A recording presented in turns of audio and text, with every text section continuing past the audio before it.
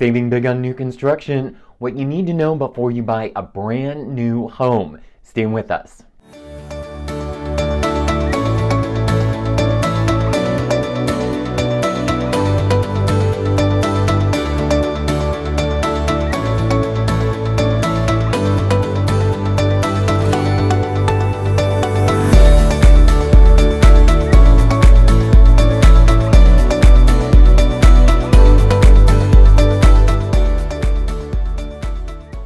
Thank you so much for coming back to my YouTube channel. I'm Chris Badic, Keller Williams Realty. It's a pleasure to have you here. This is the place where we try to demystify real estate and help you make smarter decisions. If you would do me a huge favor, please hit that subscribe button. Give me a thumbs up after you watch the video because, of course, it will help me with my self-esteem. And if you hit that little bell, you'll be notified every time we drop fresh new content. Well, purchasing new construction is actually different from buying a resale home. And I have some tips to help you make a smarter move when you're doing that. Now, there's several things that builders look at when they're determining the price of the property. When new home builders are looking to set the price of their property, they're looking at 5 different factors to determine the value.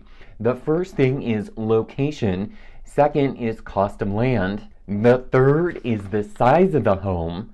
The fourth, real estate market conditions. And number 5, builder impact fee. The big reason I wanted to make this video is to kind of walk you through why it's a little bit more complicated and intimidating buying a new construction home versus a resale home. And picking the right agent is the most important thing when choosing a new construction property. You see, you want to have somebody that's a local expert in the area that can walk you through the entire process because, as we're going to talk about in a minute, the contract is very complicated. Buyers ask me all the time, is it important I have a real estate agent when purchasing new construction? And the answer is yes. And the reason for that is you have to keep in mind the agents that work for the builder work directly with the agent. So when you walk into a new construction project and you're not represented by an agent, then that agent has a fiduciary duty to the builder. They don't have a fiduciary duty to you. And what you want is you want to make sure that you have someone who's working on your behalf.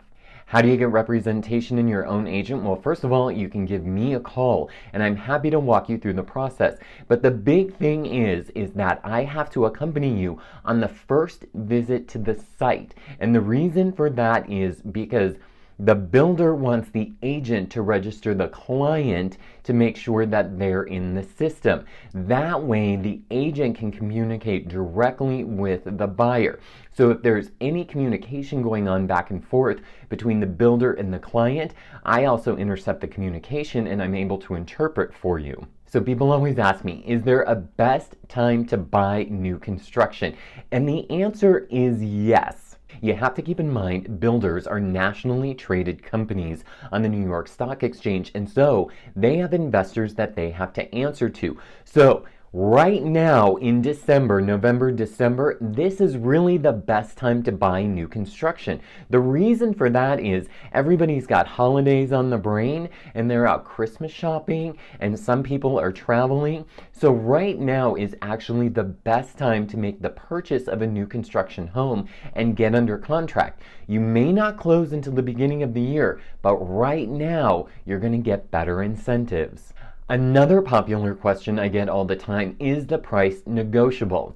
Not exactly. Well, it's no surprise that builders do not like to reduce prices on their homes because if they did, it would set a bad precedence down the road for future home sales. So builders would rather give you incentives in the form of upgrades or closing costs. So like a normal seller, they have no emotional attachment to the property, which is why they do not want to reduce their price. But they are willing to give a little wiggle room in the term of closing costs, closing date, and like I said, any incentives. They make decisions based on their bottom line, and there's something that they take into consideration, and that is something they call time value of money. It means every day that a builder has a home on the market, they're losing money. So what you want to do, now this is if the homes are completely constructed. This isn't pre-construction sales. This is if the homes are completely constructed. Remember, the builder is willing to wait for the price that they want to get on pre-sale homes. What's the difference between pre-sale and constructed? Well, pre-sale means they either haven't broken ground or they're in the process of building right now, which means they are going to hold out for their price. Constructed homes mean that the homes are already built and they're going through the sales process. So, like I said, every day that a builder has a home sitting on a market, typically 45 days or more, they're getting a little bit more antsy and they're having to answer to their investors. So you want to focus, if you want to get a better deal, on constructed homes that are seasoned over 45 days. What are some of the upgrades that builders offer? Well, if you're in an HOA community, then they're more incentivized to pay some of your HOA fees anywhere from 6 months to a year. They'll give you up to maybe 3% of your closing costs, which should cover all your closing costs. They may give you upgrades. They may give you a kitchen package that's worth more at no extra cost. They may change the flooring out at no extra cost. These are some of the upgrades that they're willing to do when they won't wiggle on price. But like I said, if it's been seasoned over 45 days and it's completely constructed and it's one of the last couple units, yes, the builder will be negotiable. The other thing you want to keep in mind, get everything in writing. I know it seems, like a no-brainer, but if we're with the sales associate, the builder's sales associate, I'm going to be taking notes. I'm going to be asking clarifying questions. I'm going to be putting that back into an email, then waiting for a response. Once it's in writing, then we can add it as part of the contract. Now, keep in mind, the contract is going to be another thing that we're going to have to deal with. Now, let's talk about the contract for a second. Under a regular resale purchase contract, the contract is 10 pages long. It's very simple. It's a plug-and-play contract, and it really does a lot to protect the buyer. When you're purchasing new construction, you have to keep in mind the new construction builder has hired attorneys to write their contract. If you don't have someone reading that contract for you, you could be in a lot of trouble. As a matter of fact, new construction contracts can be anywhere from 30 to 100 pages long. You want to make sure you know what you're getting into. Some examples that are in new purchase agreement contracts are that you aren't able to sell the home for 1 year from the date that you close escrow or 2 years from the date that you close escrow. You're not able to have control of the HOA until a certain percentage of the units are sold in the building. Those are just a couple of examples that you want to deal with. So you want to make sure that the agent you're working with, and I've read a lot of new construction contracts so I can help you out, knows what they're talking about and gives you the red flags to look out for. What you see is what you get with builders. So what does that mean? If a home is completely constructed and they've already laid the flooring, carpeting, hung the doors, put in the appliances, that's what you're going to get in that home. Typically what ends up happening when you go to buy new construction, you just go take tours of shells of properties. Then we go back to the design center and we design your specific unit.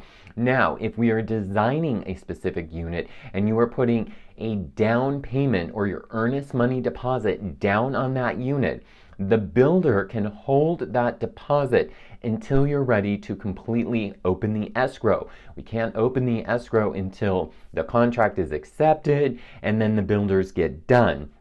The contract can be accepted ahead of time. That's no problem, so the escrow can go forward, but you can't get your money back until after we end up going into the escrow. However, if you pick a design package that is very odd, let's say, then the builder does have the right to keep your money. So you want to make sure that you've got skin in the game and that you're ready to move forward with the transaction. If you feel like you can't move forward with the transaction or you're still going to look at property, then perhaps buying a new construction project that's under construction may not be right for you.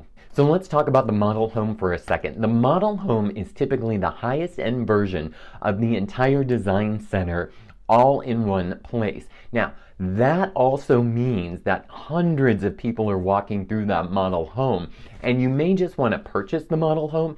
Typically, that's the last one to go. However, it is the one you can probably get the best deal on if it is the closeout home. Now, normally what happens under new construction is many of the sales associates will stay in the model home up until the very last second, and then they may move out into a different property that may not have as many upgrades. But the reason they want people going through that home is because they want to sell the highest end design packages. Now, what you want to do as you're going through that model home, you want to make a checklist of the things that come standard and the things that are upgraded. What's going to happen is the sales associate for the office is going to tell us what is standard in the unit and what is an upgrade. And then at that point, you get to decide what you want to do with your design package. Another thing that you're going to want to do is research the builder. This is very important because in San Diego, we not only have large builders that do a lot of work here in San Diego, but we have a number of small builders as well. These are builders who build 4, 8, 10 units at a time. Those are the ones you really want to research. The bigger ones, like, for example, D.R. Horton or Shea Homes, those are some of the bigger builders. Coleridge is another example. Those are the bigger builders that have a bigger reputation. You want to make sure the smaller ones you do your research on. And it's also a good idea to ask for references from previous projects they've done, and then we can go talk to the owners of those properties to see if they're happy with the products that they purchased. We want to know the builder's lender, and the big reason we want to do that is we want to make sure that the property is lendable. So let me explain. Typically when you get new construction, because there is no one that is occupying the property yet, it's a little bit harder for a regular lender, say like Bank of America or US Bank, to lend on a property when nobody lives in it, because you typically, for most conventional loans, have to have 51% owner occupancy. When you use the builder's lender, they've already done that work ahead of time, so they already know whether or not they'll be able to lend on it. And in some instances, the bigger financial institutions like US Bank, for example, will lend on that property. Now, does it mean you have to use the buyer's lender? Absolutely not. You are entitled to use whichever lender you want. However, using the buyer's lender typically gets you some closing cost coverage paid for and those incentives we were talking about a little bit earlier. If you have any questions about purchasing new construction in San Diego County, from North County all the way to the South Bay, feel free to reach out to me at 619-818-2992. I'd love the opportunity to help you. Thanks so much, everyone. Make it a great day. Bye-bye.